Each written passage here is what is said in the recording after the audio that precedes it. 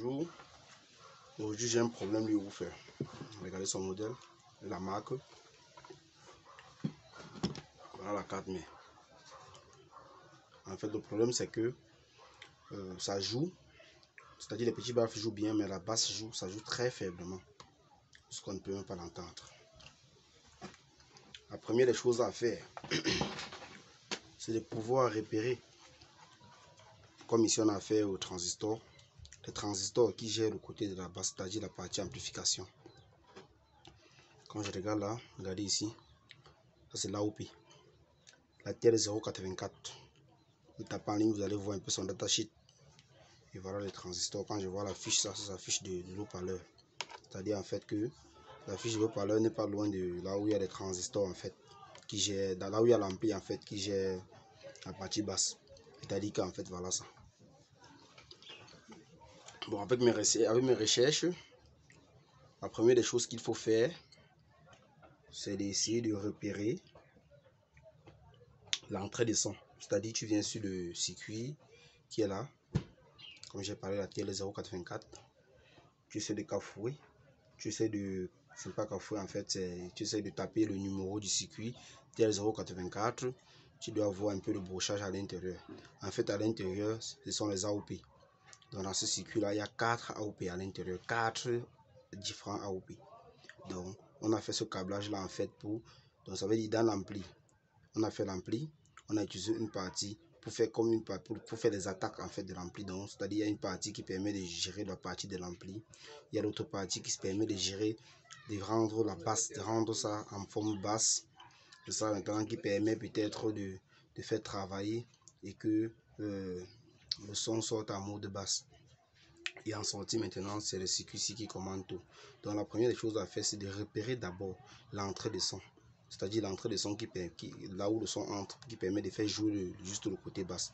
En fait, voici ça. Moi, j'essaie de faire le repère. Et lorsque c'est comme ça, quand moi je gamme à cette entrée-ci là, la gamme est tellement faible au point que je n'arrive pas à écouter ça à l'oreille. Et lorsque j'essaie d'injecter un son, c'est-à-dire à travers mon téléphone, quand j'essaie de prendre mes cordons comme ça, quand j'essaie d'injecter un son, c'est-à-dire je mets ma masse là à l'entrée ici, j'essaie d'injecter un son, c'est-à-dire quand j'injecte un son comme ça, si je connecte cette tête là, celui-ci sur un téléphone, quand je connecte celui-ci sur un téléphone et que je prends celui-ci, j'envoie à l'entrée là comme ça, jusqu'à là ça joue tellement bas. Ça c'est le premier diagnostic que j'essaie de faire, c'est-à-dire ça me fait comprendre qu'en fait le problème ne vient pas de la carte qui gère peut-être les commandes en fait de la USB, c'est-à-dire qui traite le son avant d'envoyer dans l'ampli. Ça ne vient pas de là. Ça veut dire je commence à progresser. Je me pose la question, est-ce que c'est ma TL084 qui a le problème? Déjà je commence à réfléchir, bon, si c'est ma TL084, comment c'est possible qu'il joue et il joue bas? En effet, les AOP sont faites de telle façon, soit il joue, soit il ne joue pas. S'il joue bas, ça veut dire quelque part, ce n'est pas lui le problème. Il peut avoir des problèmes aux alentours ou des problèmes liés à l'ampli. Qu'est-ce qu'il faut faire? Il faut tester les petits transistors qui sont ici. Ce sont les C1815. Vous allez en ligne, vous voyez les détachés, vous allez comprendre que la troisième patte, c'est en fait la troisième patte c'est la base. La deuxième patte c'est le collecteur et la première patte c'est l'émetteur. Vous allez regarder aussi la A1015 que c'est pareil. La troisième patte c'est la base, la deuxième patte c'est le collecteur et la première patte c'est l'émetteur.